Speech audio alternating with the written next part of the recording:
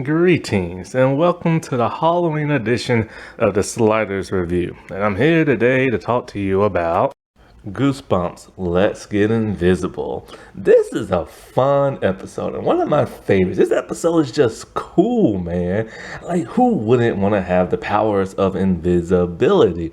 When I was watching this as like a teen or growing up, I had the same idea as Noah. Like, who would it at that age? You know what I'm saying? But like, seriously, having those powers would be awesome.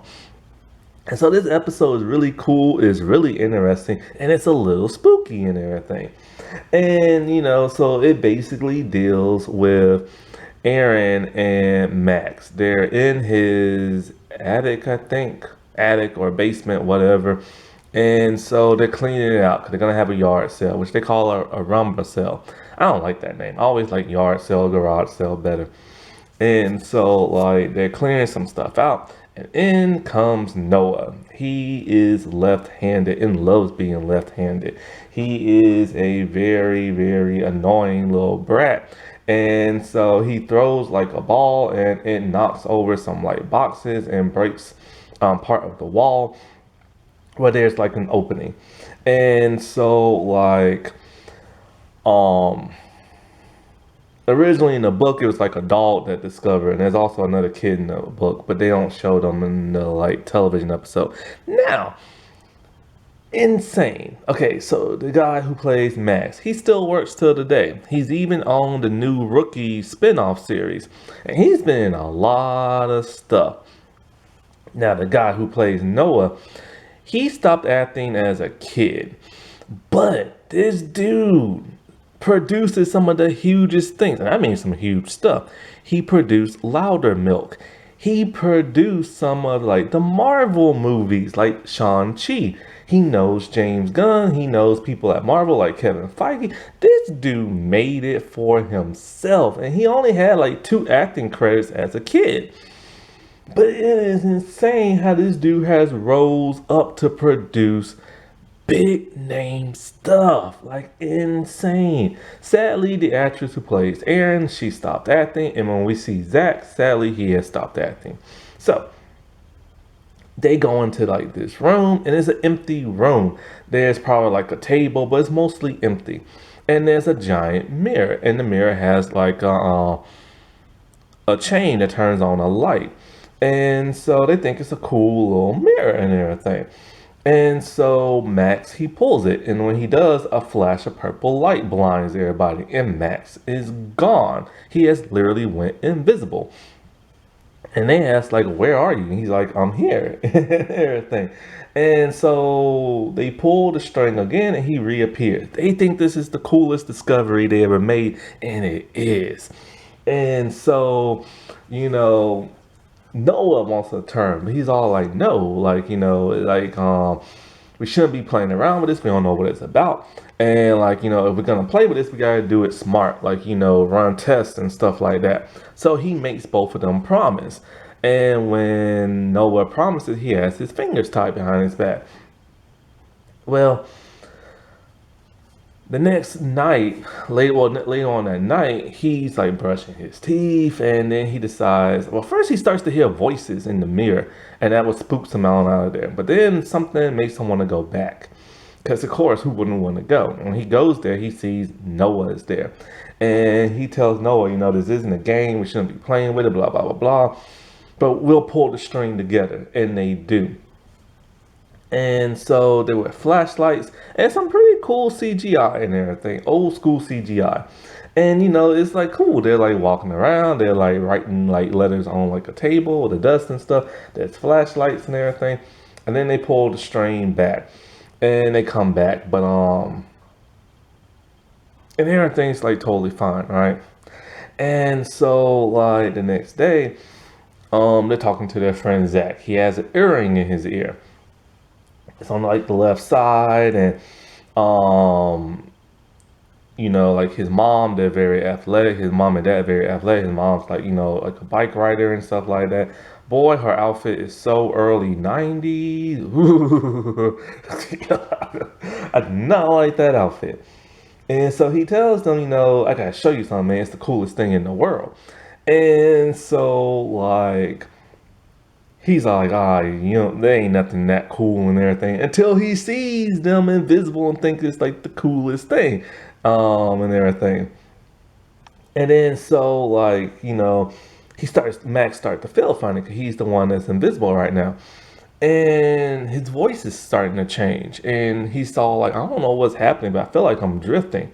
So they try to pull the rope, but they break the chain. So then Aaron puts like her keychain on there and uses it. He comes back and he's on the ground now. His hair looks a little frosty. And he didn't understand why it took him so long to come back. Like it took a lot longer than normal. And so like Noah, being the butthead that he is, he's mad because he wants to play with it, but Max won't let him. And he's all like, man, but you got two turns and stuff. And so the next day, when Max is eating breakfast with the family, he starts to notice something's moving around. It's Noah playing around with the mirror and being invisible.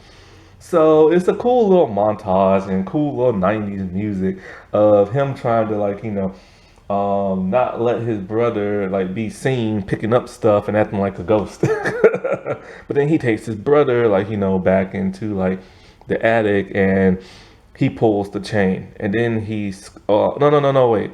He takes his brother but then he loses him. When he goes into the room, his brother's already there. His brother's acting kind of weird for some reason. Not sure why. And so the next day, when Max, or later on that day, I should say, when Max comes home from school or baseball practice, it's funny. He's wearing the goosebump symbol G on like his cap. He came back from baseball practice, and his mom's all like, "Oh, she thought he was already home because his friends are up in the attic, so he knows they're playing with the mirror, and Zach is playing with it. Erin's up there, but she's not playing with it. Erin never goes invisible, but she goes invisible in the book. And so, um, it's weird because like there's a mystery now going on. Like, why did it take Max so long to come back, and was he cold, and why was his hair frosty? So when he goes back up there, he pulls the light, and Zach is kind of like, why did you do that for, and everything. Zach is starting to act weird, and so then all of a sudden, him and Zach start to wrestle, and he's all like, "Y'all like the cold and everything. Y'all like being in the mirror." And he throws him near the mirror, and he turns on the light. When he does that, like, here's the thing about the mirror. It's not even plugged in. So where's the light source coming from? And Max knows that. Max falls into like a different reality. The different reality looks kind of cool. I'll give it up for them for that, for being 90s and stuff. It could look way cooler, but it looks all right. And he's in there, and it's just like a weird glass looking place. And a hand drops down to pick him up. It's himself. It's his reflection. His reflection is evil. And he's all like, "You'll like the code. You should live here. I'm going to live in your world," and everything. And it's like, what the world? And so they struggle and everything. And while they're struggling, Aaron and Zach are struggling. They're wrestling, boy. They don't care if she's a girl or not. I like that. And show that she's bad and everything. She can fight the boys. And so before him and her were struggling, she noticed something about Zach. His earring is in the opposite ear. He's the reflection. So as they're all struggling and everything, she's able to like kick Zach and knock him to the ground. Well, inside the mirror universe, before I think Zach was wrestling with himself, he was running in that slow motion, weird, like goosebumps running motion. And he sees all these reflections of like other objects. I don't know why other objects are in there, but then they see reflections of like other kids in like glass frames and stuff, picture frames. And they're trapped in that world. And so after they're struggling and everything, Aaron is able to pull like, the rope. And then the real Zach comes out. But it takes him a very long time to come out.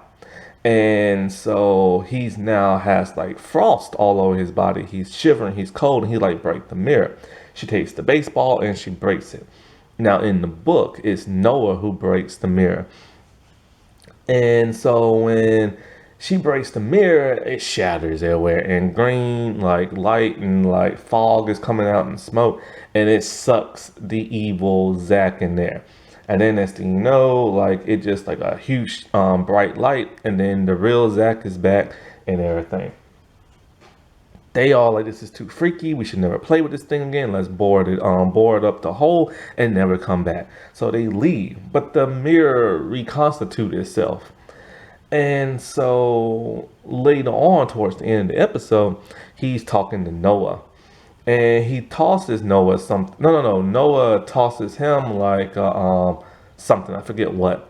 And he's all like, "Why did you throw that with your right hand? You're left-handed." And so Noah looks into the camera and gives us an evil smile. It's evil Noah. He must have changed either earlier in the episode when I said he was acting weird, or later on when the mirror reconstituted itself. In the book, I don't think it does that. The mirror just stays shattered.